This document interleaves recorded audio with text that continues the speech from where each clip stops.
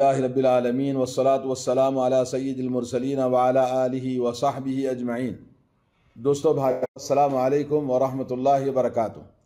میں آپ کے سامنے ایک واقعہ سنانا چاہتا ہوں کہ حضرت سعید ابن زید رضی اللہ تعالیٰ عنہ کا واقعہ ہے کہ ایک عورت نے ان پر ایک دعویٰ کیا۔ دعویٰ یہ کیا کہ انہوں نے اس کی ایک زمین کا ٹکڑا لے لیا ہے، ہڑپ کر لیا ہے۔ دعویٰ کس کو کیا؟ مروان ابن حکم، جو مدینہ منورہ کے گورنر تھے، جو بعد میں جا کر خلیفہ بنے، یعنی بادشاہ بنے، لیکن مروان ابن حکم اس وقت میں مدینہ منورہ کے گورنر تھے۔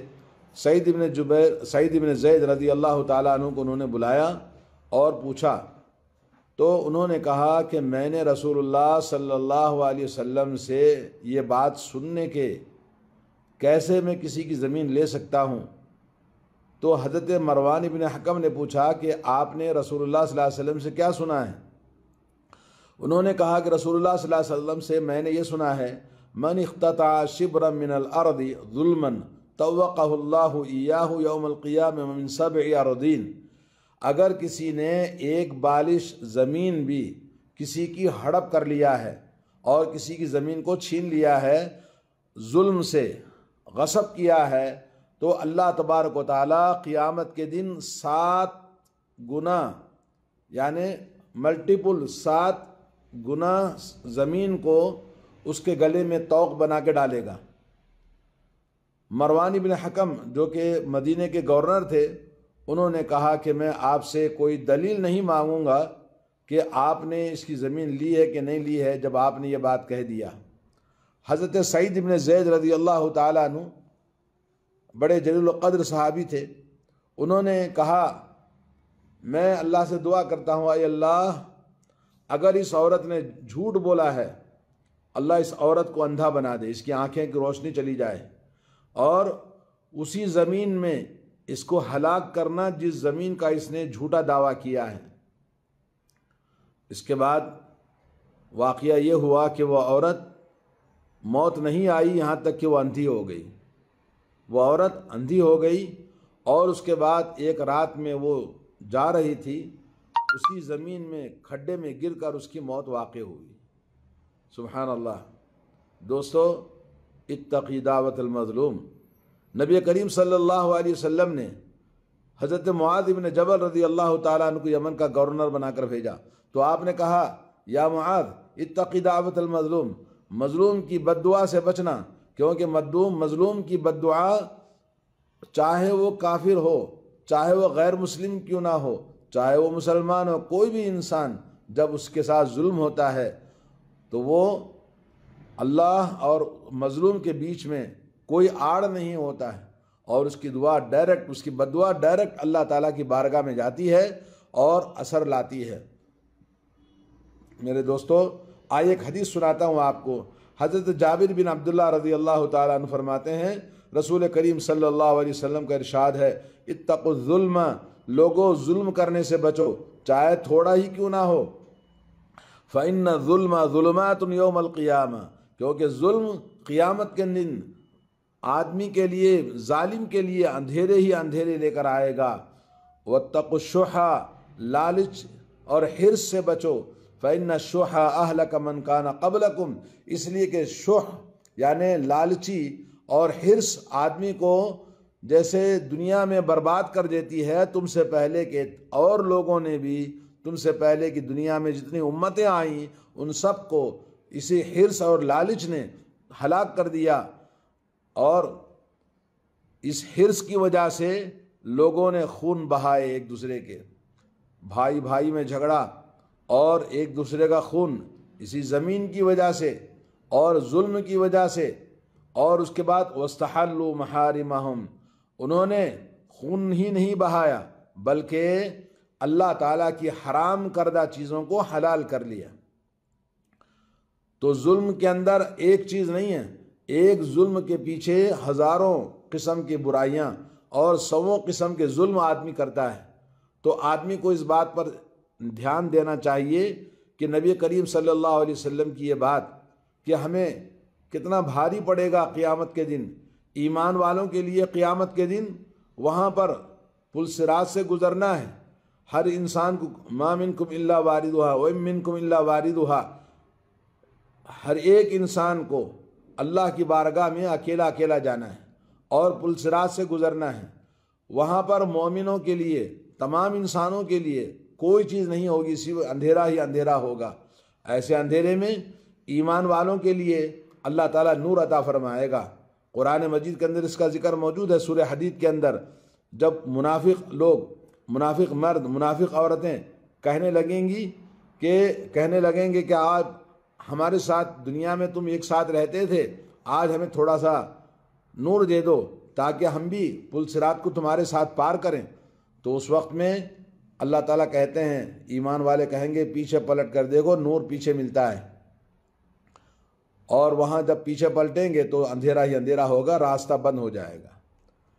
تو ایمان کا دعویٰ کرنے والے، اسلام کا دعویٰ کرنے والے، مسلمان ہونے کا دعویٰ کرنے والے اس بات کو سمجھیں کہ قیامت کے دن جب دنیا میں اللہ کا دین نظر نہیں آ رہا تھا اور دنیا میں طاقتور ہونے کی وجہ سے اور موقع پانے کی وجہ سے آپ نے دوسروں پر ظلم و زیادتی کی ہے، مال ہڑپ کر لیا، مال لے کر ستاتے ہیں، دیتے نہیں ہیں، اور اسی طرح سے کسی بھی قسم کا ظلم، عزت و آبرو کا ظلم، مال کا ظلم، اور زبان سے، ہاتھ سے کسی بھی قسم کا ظلم اگر کوئی آدمی کرتا ہے، الظلم ظلمات یوم القیامہ، قیامت کے دن ظلم یہ اندھیرے ہی اس کے لیے پیدا کرے گا، اور اس کے لیے نور اللہ تعالیٰ کی بارگاہ میں اس کو نہیں ملے گا۔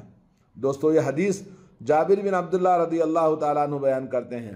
جابر بن عبداللہ بن عمر الانصاری رضی اللہ تعالیٰ عنہ الخزرجی، یہ عظیم الشان، ابتدائے اسلام میں بیعت عقبہ 70 آدمی مدینے سے آگے اسلام قبول کیے تھے، ان میں سے حضرت جابر بھی ہیں، اور یہ تمام 70 لوگوں میں بیعت عقبہ میں سب سے چھوٹے صحابی تھے۔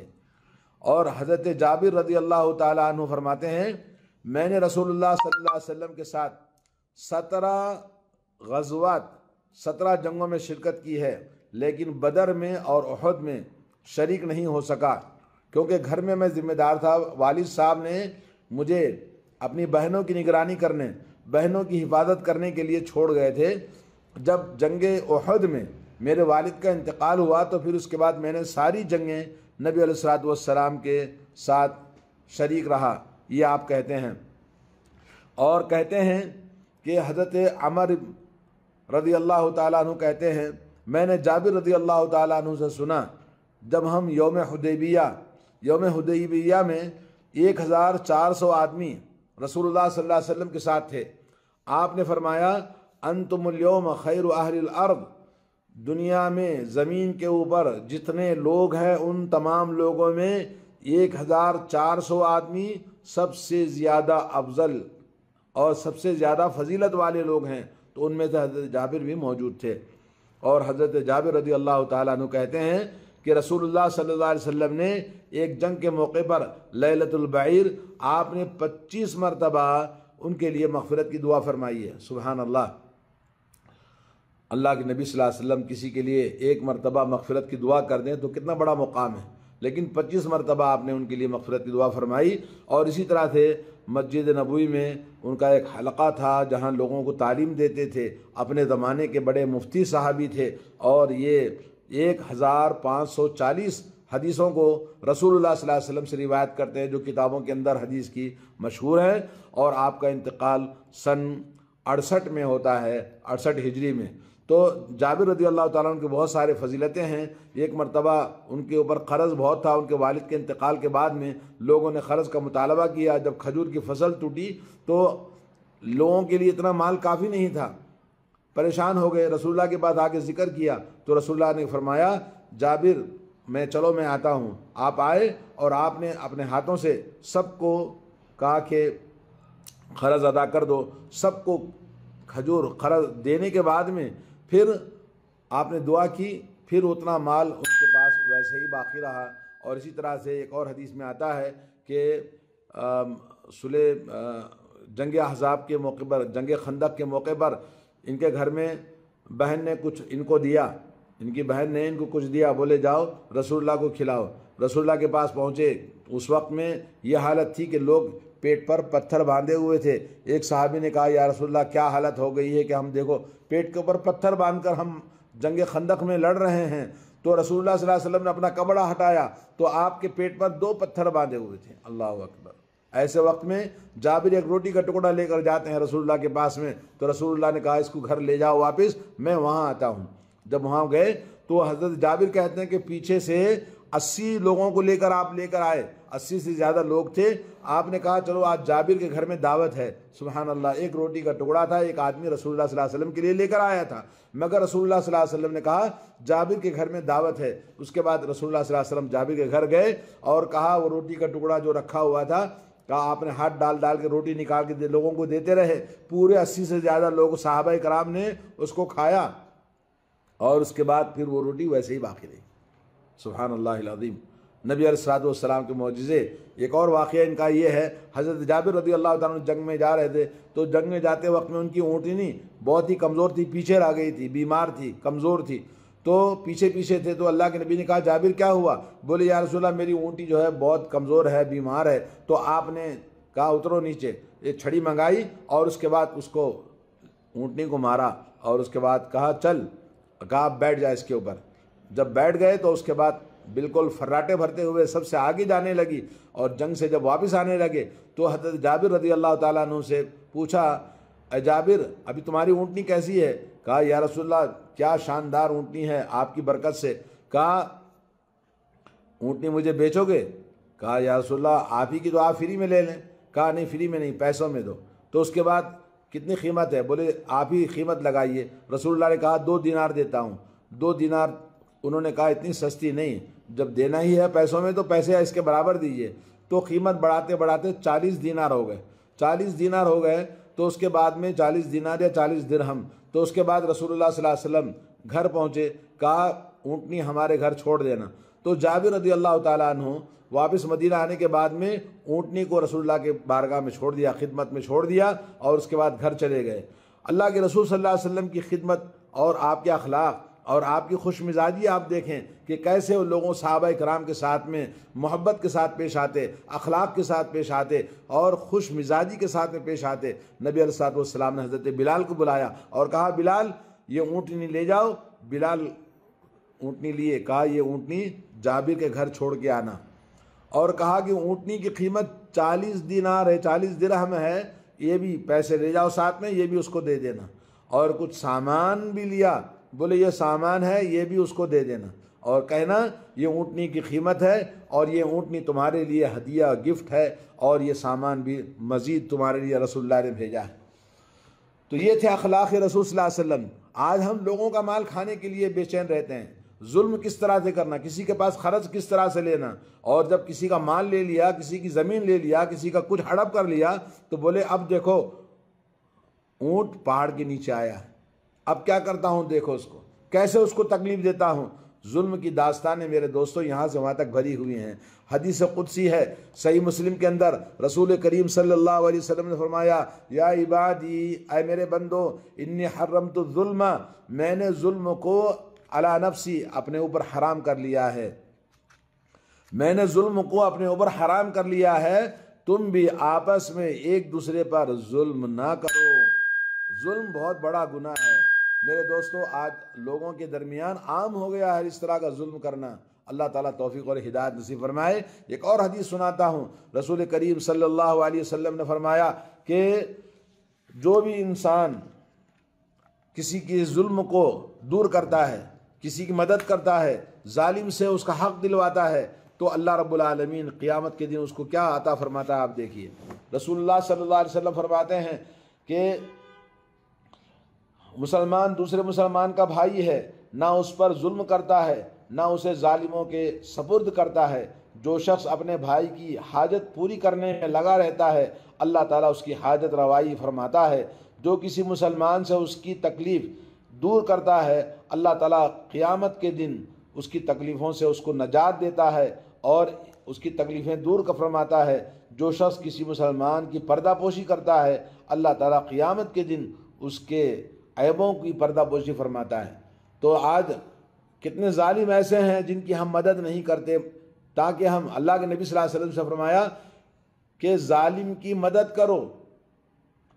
لوگوں نے کہا یا رسول اللہ مظلوم کی مدد کرنا تو معلوم ہے کہ مظلوم کی مدد کی جا سکتی ہے، بولے ظالم کی مدد کیسے کریں گے؟ تو آپ نے فرمایا ظالم کا ہاتھ روک لو۔ میرے بھائی جو انہوں نے ظلم کیا ہوا ہے، لوگوں کا مال کھایا، لوگوں کی زمین کھا لی، لوگوں کو تکلیف دیتے ہیں، ایسے ظالموں کو معاشرے میں دیکھ کر خاموش رہنا بہت بڑا گناہ ہے۔ لعن الذین کفروا من بنی اسرائیل علی لسان داؤد وعیسی ابن مریم ذلک بما عصوا وکانوا یعتدون کانوا لا یتناہون عن منکر فعلوہ لبئس ما کانوا یفعلون۔ اللہ تعالیٰ نے فرمایا سورہ مائدہ میں، بنی اسرائیل داؤد علیہ السلام اور عیسیٰ علیہ السلام کی زبان سے اس قوم پر لعنت کی گئی جو قوم کی برائیاں کرتی تھی۔ ان کی برائیاں یہ تھی کہ جب ان کے اوپر کوئی ظلم کرتا، کوئی زیادتی کرتا تو دیکھ کر خاموش رہتے تھے، برائیوں کو روکتے نہیں تھے۔ لا حول ولا قوت الا باللہ۔ آج ہمارے معاشرے میں ظلم و ستم بہت زیادہ ہو گیا ہے، عزت و آبرو کا ظلم ہے، اخلاق کا ظلم ہے، مال دولت کا ظلم ہے، اور ایک دوسرے پر ظلم ہے، عورتوں پر شوہروں کا ظلم ہے، اور دامادوں کا سسرال پر ظلم ہے، اور نہ جانے کتنے قسم کے ظلم ہیں جو لوگ آج مرتکب ہوتے ہیں۔ میرے دوستو ایک اور حدیث سناتا ہوں، اپنی بات ختم کرتا ہوں۔ وہ یہ ہے کہ نبی کریم صلی اللہ علیہ وسلم نے فرمایا، کیا فرماتے ہیں؟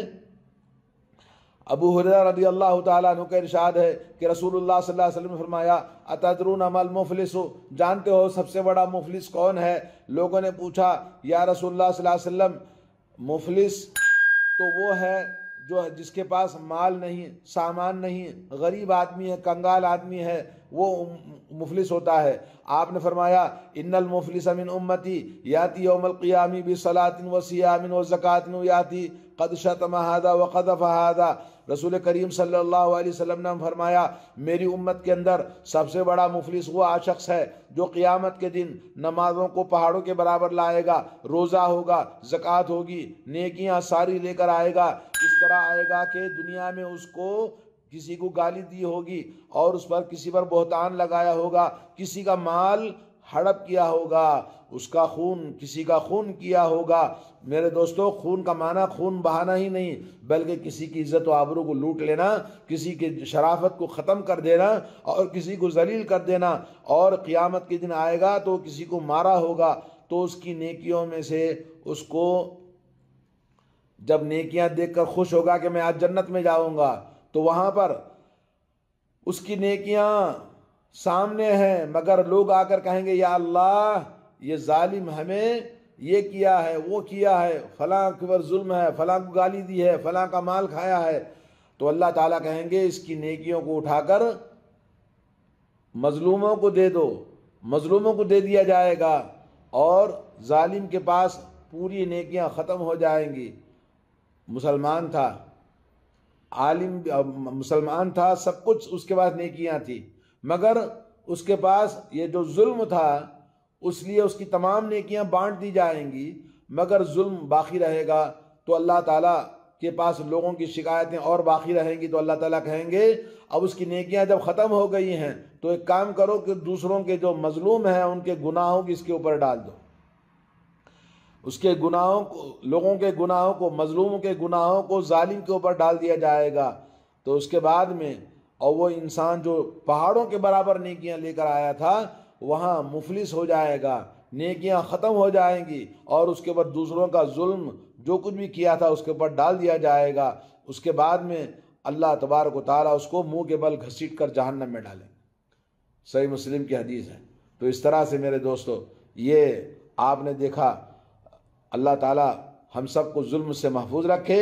نبی کریم صلی اللہ علیہ وسلم فرمایا قیامت کے دن تم سب حقداروں کے حقوق ان کو ادا کرو گے، تم سب ان حقداروں کے حقوق کو تم ادا کرو گے، حتیٰ کہ اس بکری کا بدلہ بھی جس کے سینگ توڑ دیے گئے ہوں گے، سینگوں والی بکری سے پورا پورا بدلہ اللہ تعالیٰ دلائے گا۔